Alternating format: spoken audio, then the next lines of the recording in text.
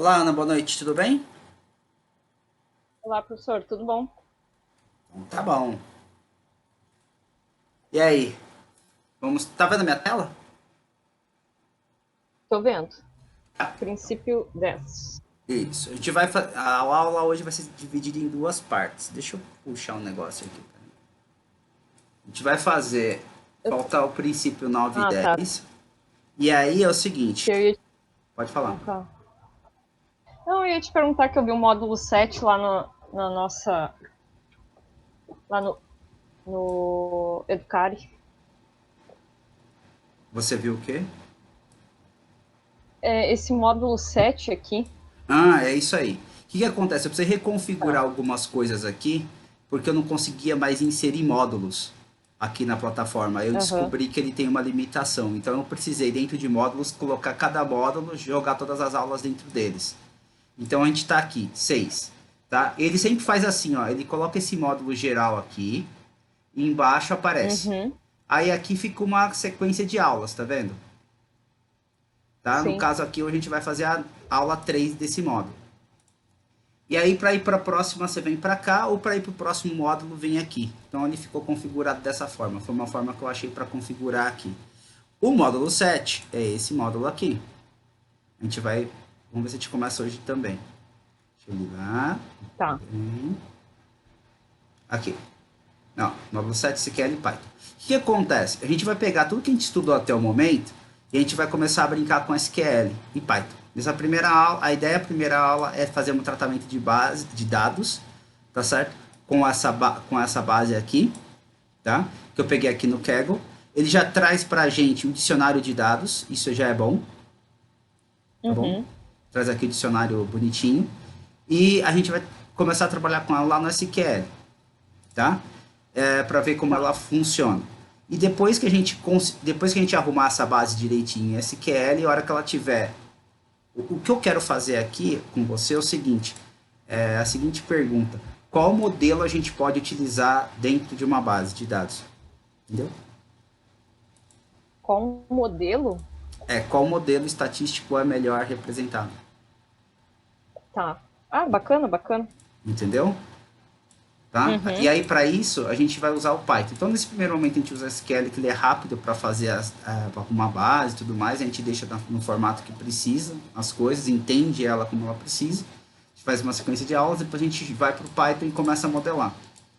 Tá? E ver Show, qual. show. E assim, a ideia é o seguinte: não é simplesmente falar assim, vamos testar vários modelos. Não. Pela descrição das variáveis que eu tenho, qual modelo é o melhor? Mas se vai se encaixar. E para saber isso daí, você tem Certo. que entender como que funcionam as regras das variáveis. E para entender as regras, como que elas se relacionam, é a descrição dos dados, entendeu? Sim, sim. Tá? Para não ficar aquele Tá. maluco testando um monte de modelo e nem sabendo o porquê que lá deu certo, sabe? As coisas que não Ah, funcionam. eu muito usaria aquela que a gente viu naquela biblioteca da Reliability, lembra? Ele Uhum. pega todos os dados e olha todos os modelos, né? E vê qual que te indica qual que é o melhor. Lá ele usa modelo de distribuição. Aqui eu É. queria trabalhar com modelo preditivo, Ah, show. Perfeito. entendeu? Ótimo. Então, Vai ser bom? Pra mim vai ser muito bom. que tipo de modelo preditivo a gente tem ali dentro? Você vai ver como que ela funciona aquela base ali, aí você vai. E a ideia daí Uhum. é utilizar esses princípios todos aqui, né? Que começa a partir daqui. Quais trade-offs a gente vai ter que enfrentar? Qual que é o custo de cada um deles, tá certo? Qual que vai ser as mudanças marginais que a gente vai poder fazer? Qual é, quais os bom, incentivo vai ser resolver o problema. O, essa ideia de comércio aqui não vai se aplicar. Mercado geralmente é uma boa maneira, não. Às vezes melhorar os resultados, isso aqui a gente já discutiu. Aí o princípio 8 padrão de vida de um país depende da capacidade de produzir bem e serviço, a gente discutiu isso aqui. E agora o princípio 9. O princípio 9 para a gente fechar, fala assim, ó. Isso aqui a gente vai discutir um pouquinho, que ele é interessante, tá? E fala assim, ó. Os preços sobem quando o governo emite moeda demais. Você já ouviu falar isso aqui ou não? Eu acho que isso influencia. Não, não. Ah, já ia dizer besteira. Eu ia dizer que influencia a Selic, mas a verdade é a inflação, né? Quanto mais dinheiro, Hum, pode falar. Escutando. Quanto mais dinheiro. sabem quando o governo emite mais moeda. Quanto mais dinheiro, significa que tem mais. Seria aquela que a gente fala de demanda, né? Uhum. Quanto mais dinheiro, significa que eu tenho mais dinheiro no mercado, então a minha moeda é desvalorizada, né? Tá, desvaloriza mais, né? Então tem mais inflação. Eu Isso. sempre lembro do pessoal falando lá na guerra, quando eles iam com um carrinho cheio de dinheiro, né, para comprar um pão, que a moeda, a inflação era tão alta que tinha que ir com um carro cheio, com um carrinho de mão cheio de dinheiro para comprar um pão, né? Pra, Isso, isso. quanto era Eu a tinha esse inflação. livro que falava sobre isso daí que eu acho que eu já dei embora. Esse daí foi pós Primeira Guerra. Aí Uhum. foi a inflação na Alemanha. Foi a inflação na Alemanha. O que acontece? Pós Primeira Guerra, a Alemanha precisava se reconstruir e para isso ela começou a imprimir papel moeda, ou seja, jogar dinheiro no mercado, né? Jogar papel moeda no mercado. Só que quando você joga papel moeda no mercado, você tem uma questão de aumentar a inflação, né? Ou seja, você tem uma questão que você aumenta os preços gerais das coisas. Agora vamos lá. Os preços sobem quando o governo emite moeda demais. Isso daqui funciona em alguns países, não em todos. Vou te dar um exemplo. O primeiro exemplo que isso daqui funciona, a Alemanha mostrou isso bem. A Inglaterra acontece isso bem, tá? Porque a inflação está relacionada no aumento do nível geral dos preços, que aqui no Brasil é o IPCA que a gente usa. O que acontece, cara? Aqui no Brasil a gente tem uma coisa um pouquinho diferente. Necessariamente não precisa você ter um aumento de papel moeda no mercado para os preços aumentarem. Aqui a gente tem uma questão comportamental. Então é mais ou menos assim, se você notar como funcionam as coisas. Se você pegar um determinado produto, vamos pegar um produto que está muito no mercado, que é fácil de encontrar no mercado, tipo arroz, tá? O arroz, por exemplo, o aumento de preço que você tem do arroz não é devido a uma quantidade de moeda a mais que você teve no mercado. Acontece que alguém aumenta o preço de um lado, e como nós tivemos um aumento de preço de um lado, e a gente não tem o hábito de parar de comprar quando o preço aumenta, então se alguém viu que o preço aumentou, as pessoas continuaram comprando, o outro lugar que vende aquele mesmo produto vai fazer o quê? Vai aumentar o preço também, porque as pessoas continuaram comprando. Entendeu o que acontece aqui? Ou não? Sim, Sim? Tá. Outra coisa, vamos entendi, entendi. entender um pouquinho esse aumento do nível geral dos preços aqui. Tá, o que acontece? Aqui no Brasil, quando uma coisa aumenta, tudo acontece em cascata, as coisas começam a aumentar também. Vai tudo junto, aumentando. Não são todos os países que isso acontece. Então, por exemplo, é muito comum quando você vê, observar assim, a inflação americana aumentou X%. A questão é que se você olhar o que aumentou na inflação americana, teve um ou dois produtos que aumentaram. Não houve um aumento de preço generalizado. Entendeu? Tá? Então, em muitos Sim, países, a inflação se dá devido a um produto ou outro. Então, lá, geralmente, quando aumenta a gasolina, é um impacto muito grande, assim, né? E aí, isso daí puxa a inflação deles para cima. Mas só a gasolina aumenta, as outras coisas não aumentam. Ou se aumenta, aumenta muito pouco, quase irrisório. Então, nós temos umas questões, assim, que acontecem aqui no Brasil que não acontecem em outros lugares. Que entra daí esse princípio 10 aqui. Esse princípio 10 aqui Ele é o seguinte, ele fala assim, ó, a sociedade enfrenta um trade-off de curto prazo entre inflação e desemprego.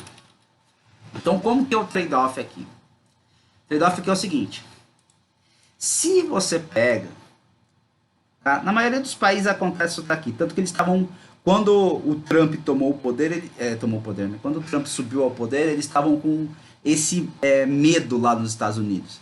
O que aconteceu? O desemprego americano, logo que ele subiu ao poder, caiu absurdamente o desemprego.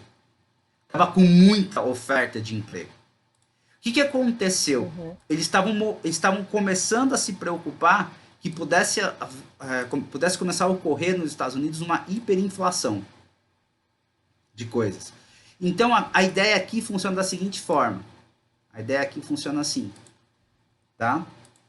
Quando a inflação aumenta, os preços, o desemprego diminui. Aqui é assim que funciona em muitos países, tá? Certo. Você deu o exemplo lá, isso que aconteceu na Alemanha. A Alemanha pós Segunda Guerra teve uma inflação, uma hiperinflação. Só que a taxa de desemprego dela estava baixíssimo na população, era muito pouco, tá certo? Por quê? Porque você tem mais dinheiro no mercado, então como você tem mais dinheiro no mercado, você tem mais coisas acontecendo. Você tem mais empreendimentos, mais pessoas trabalhando, mais coisas circulando. Se isso acontece, então o desemprego cai, a inflação aumenta. Tá? Tá bom. O contrário também é verdadeiro? O contrário também é verdadeiro.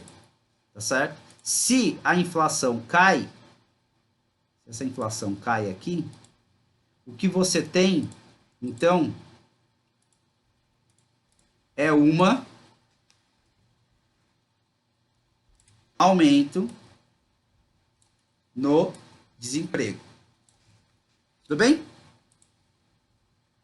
Certo. Isso daqui que eu terminei de falar para você é o que você vê aqui no Brasil?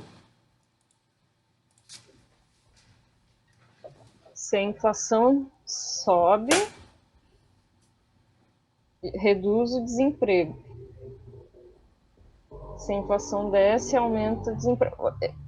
Vamos dizer assim, a inflação está baixa no nosso país hoje, mas o desemprego está alto. Vejo isso. Certeza que você vê isso mesmo. Atualmente. Você vai ao mercado? É você que vai ao mercado na sua casa? Ou não? Agora sim. Agora sim. Agora eu, por causa da pandemia, agora tem que ir, né? Por causa do meu sogro, da minha sogra, né? São mais idosos. Não era você que Mas ia, não, então. agora tu me fez lembrar de uma coisa mesmo. Na verdade, aqui no Brasil também sobe a inflação e desemprego. Isso acontece aqui. Aqui no Brasil acontece o contrário.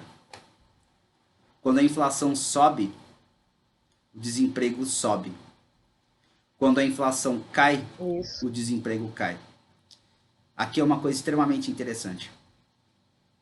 Quando as coisas ficam muito caras, as pessoas não têm como pagar.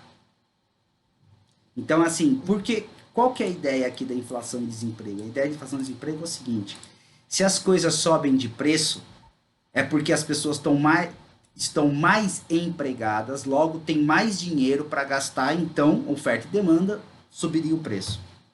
Essa é a ideia. Esse é o raciocínio.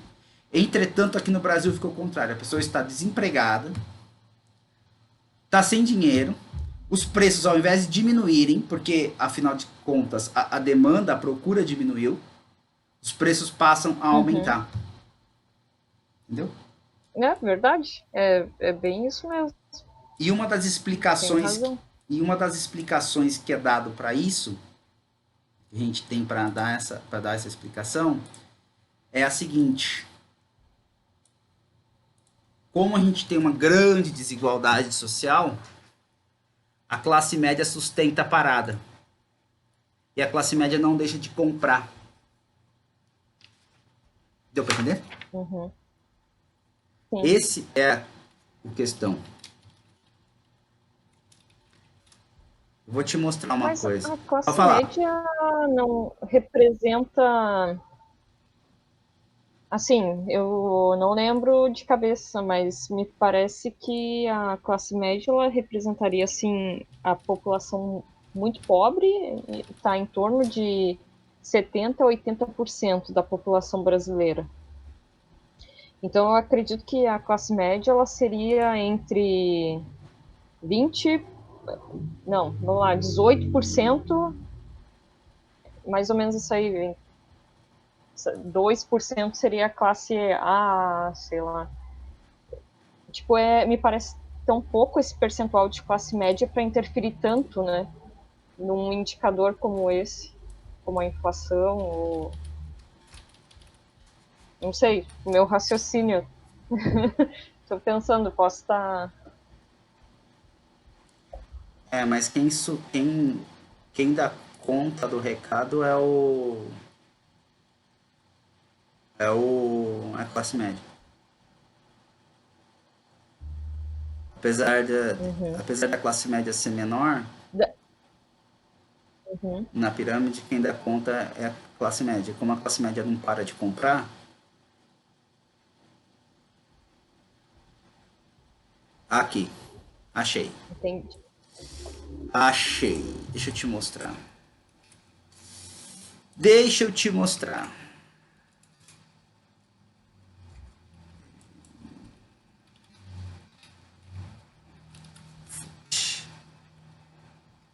Caracas, não tem, eu não acredito aqui. Aqui, acho que vamos ver se aqui traz pra mim.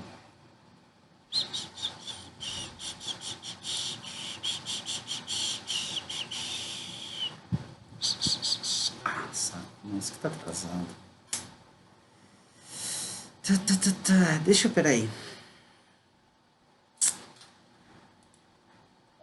Calma. Deixa eu abrir uma plataforma aqui.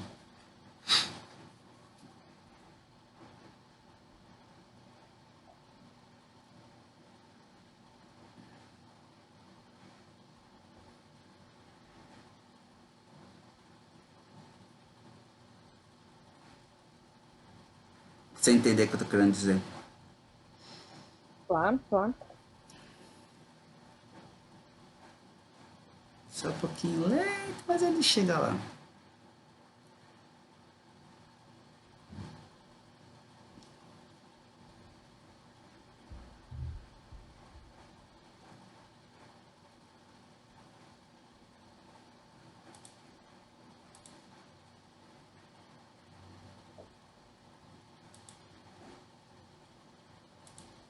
Ah, droga. Não tá entrando simulador. BGI Foot. Vamos ver se ele pega aqui.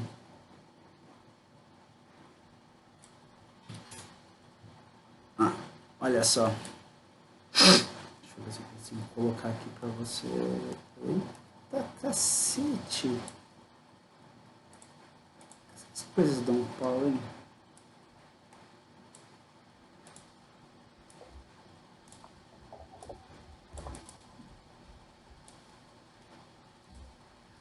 Tá. Tá vendo isso aqui?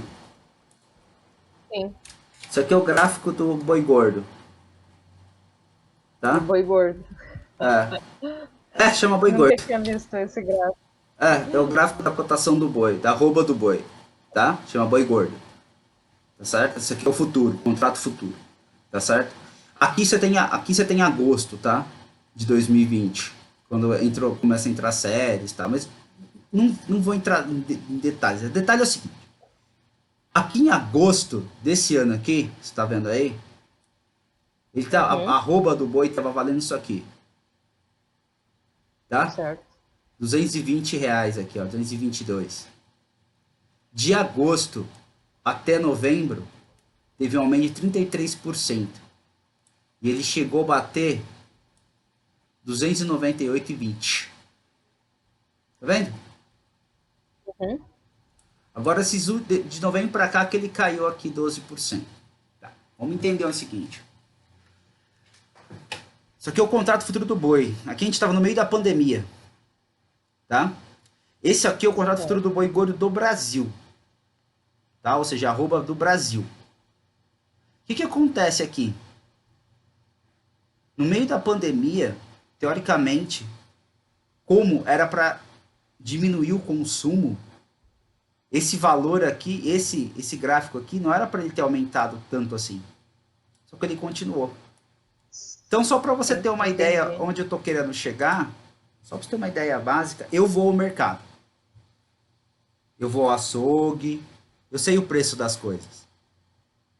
Então, o que eu estou querendo falar para você é o seguinte: hoje aqui em São Paulo, o quilo do contrafilé custa R$ 40 o quilo. Para não ser R$ 40, é R$ 39,98.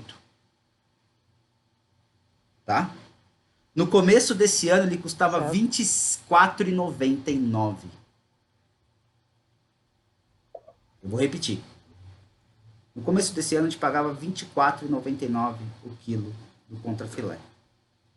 Tá saindo hoje o quilo R$ 39,98. Quase Sacou? Com o 100%. aumento do Uhum. desemprego, a gente teve ou seja, inflacionou absurdamente. Nós tivemos aumento do desemprego, pandemia e os preços continuaram aumentando, tá?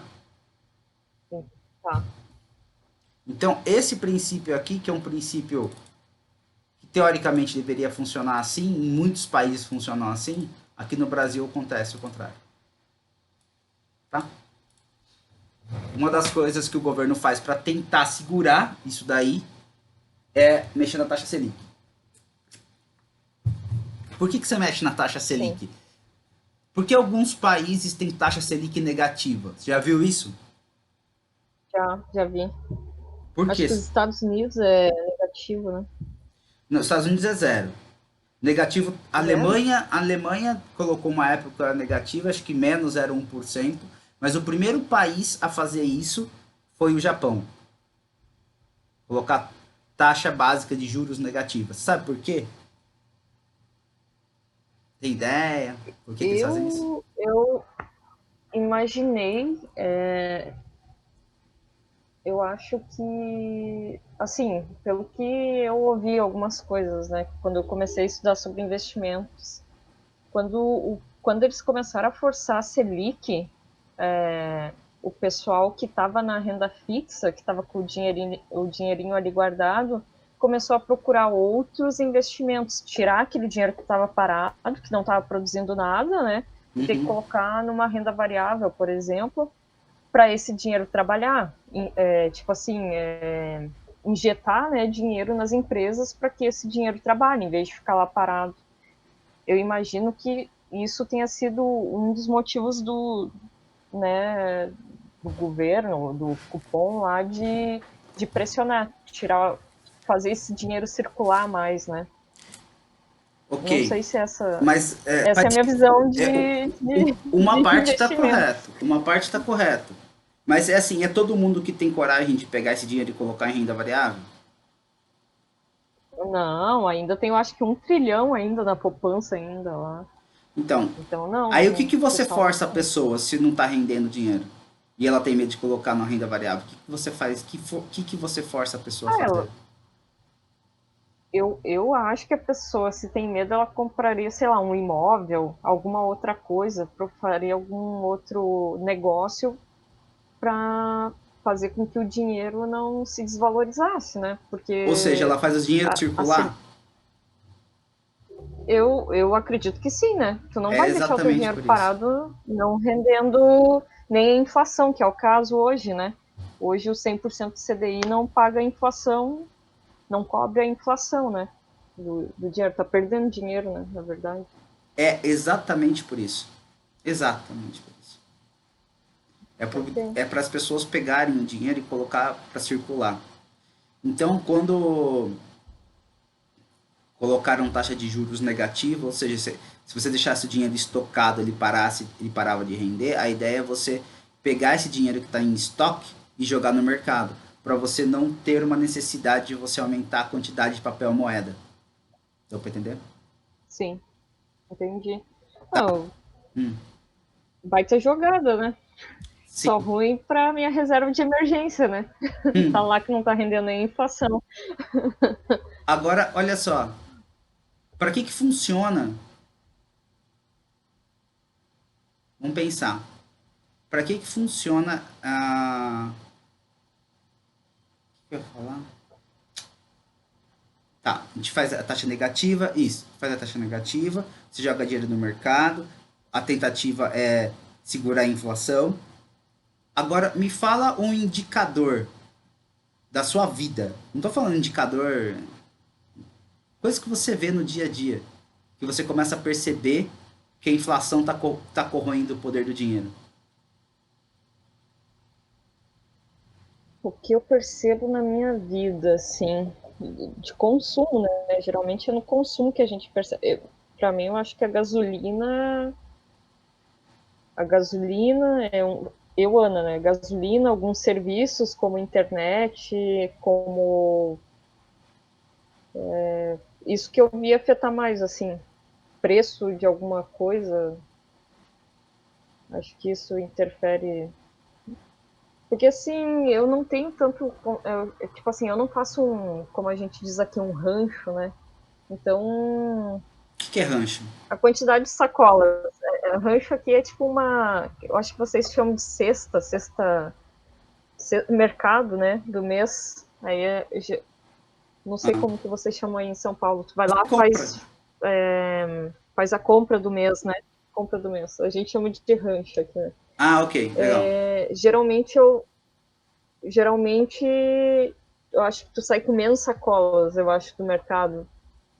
Porque geralmente antigamente, né, eu ia várias vezes no mercado, né? Então ia uma vez por cada 15 dias e tu saía com mais sacolas. Hoje tu faz uma compra, sei lá, de R$ 300 e tu sai com meia dúzia de sacolas, né? Eu acho que isso que eu acho que eu consigo visualizar. Perfeito, Assim, eu, Ana, na minha vida. perfeito, perfeito. Se você notar também, começar a observar o preço das coisas, não tem mais centavos. Não tem mais um centavo. Pode notar. Geralmente é de 5 em 5. Uhum, Isso no supermercado, sim. tá? Se você for numa feira, eu sempre cito feira, na feira não tem mais centavos. É tudo múltiplo de R$ 1. Entendeu? Entendi. Quando Entendi. isso, uma das moedas que desapareceu, por exemplo, foi a moeda de R$ 1. É verdade. Então, e agora eles colocaram a nota de R$ 200. Isso mostra que o dinheiro está perdendo valor. A nota de R$ 200 é verdade. Isso foi uma das coisas que me chamou muita atenção também. O pessoal acha que é bom, mas na verdade não, né? É porque a A gente gente, é tá. porque já não, já está o dinheiro está perdendo força. Sim, Deu para entender? sim, deu pra entender. Esse jogo entre inflação e desemprego, como que fica esses trade-offs todos aqui? E Sim. aqui um dos problemas que a gente tem aqui também, aqui no Brasil, que a gente já comentou, que é isso aqui, ó, essa ideia de comércio aqui, a gente tem muito poucas empresas que produzem coisas. O que que acontece? Há poucas empresas que produzem coisas aqui no Brasil, tá? Então, quando eu falo coisas, por exemplo, cara, um exemplo simples assim. Quando você for no supermercado, tenta procurar coisas muito simples, marcas de coisas simples para você utilizar. Por exemplo, produto de limpeza. Você vai perceber que existem dois ou três. A gente não tem 50 tipos diferentes, entendeu?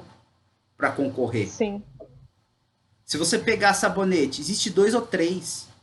Pasta de dente, para mim, é uma das melhores, assim. Pasta de dente popular tem duas, sabe? Você não tem 50 tipos a pessoa escolher para ter uma concorrência de preço, entendeu? Então, no final das contas, sim. a gente Isso fica à mercê disso tudo. Porque como a gente tem um mercado que não é um mercado amadurecido para nada, A gente não tem nenhum mercado amadurecido, entendeu? Nenhum mercado que você tem uma alta quantidade de produtos de marcas diferentes do mesmo produto. Não tem isso aqui. Pode observa. A gente tem meia dúzia de carros, cara. Se tiver, tem o quê? Volkswagen, Chevrolet, Fiat, entendeu? A Hyundai tentando entrar agora. Sabe? É muito pouco. A gente não tem concorrência. Então, não tendo essa concorrência aqui, não tendo concorrência, a gente fica com um mercado pouco amadurecido e não consegue se organizar economicamente. Tem que ficar tendo muita intervenção governamental e automaticamente a gente vai ter problemas com inflação, no final das contas. Sacou? Sim, Como sim, funcionam essas relações todas? sim. Muito bem. Ótimo. Excelente. Eu vou parar aqui. Vou parar de gravar aqui. Para de gravar. Para de gravar.